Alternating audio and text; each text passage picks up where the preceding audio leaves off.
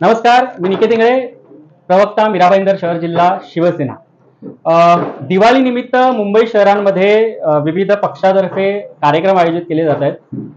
नुकताच एक कार्यक्रम मुंबई शहरामध्ये पार पडला, ज्यामध्ये मराठी चित्रपट सृष्टीतल्या एका अभिनेत्याने काहीसे तारे तोडले, ज्यांना खरं तर लोकांना पछाडलेलं म्हणायचं होतं। त्यांच्या वक्तव्यामुळे आज आम्हाला त्यांना पछाडलेलं म्हणावं लागतंय। नेमकं कोणी पछाडलं माहित नाही, आपल्या सर्वांना कळलं असेल।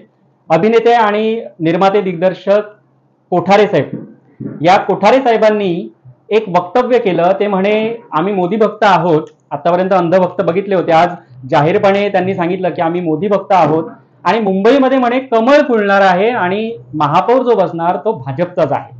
माझ्या माहितीनुसार मला असं वाटतं की महेश कोठारे कोणत्याही पक्षात नाहीत, भारतीय जनता पक्षात तर नाहीच नाही।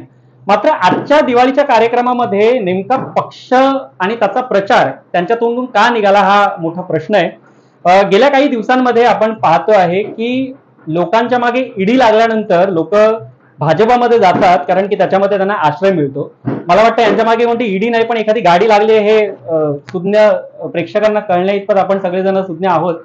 आणि या सगळ्यातून नेमकं निष्पन्न काय होतंय, महेश कोठारे सुज्ञ आहेत, खूप मोठे दिग्दर्शक आहेत। त्यांनी बऱ्याच गोष्टींमध्ये कमेंट करताना असंही म्हटलंय की भारतीय लोकशाहीने आम्हाला अभिव्यक्ती स्वातंत्र्य दिलेलं आहे, आम्ही आमचं मत मांडू शकतोय। मात्र कोठारे साहेब, आपण खूप मोठे आहात, आपण आपल्या समाज माध्यमांवर येणाऱ्या कमेंट्स वरती लोक जी आपल्या प्रतिक्रिया मांडतायत ना, त्याच्यावरती थोडंसं लक्ष द्या आणि त्याचं आत्मपरीक्षण करा।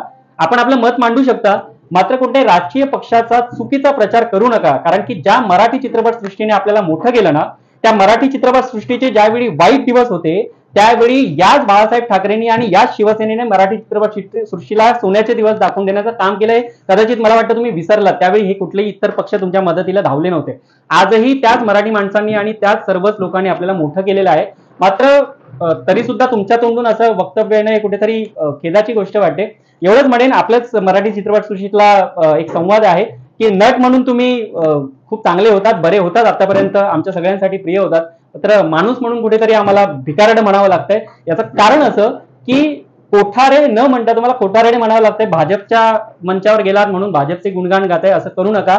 आपण एवढंच लक्षात ठेवावं, अभिनेते आहात, नेते होऊ नका। बस एवढीच इच्छा आणि अपेक्षा तुमच्याकडून करतो आणि थांबतो। धन्यवाद।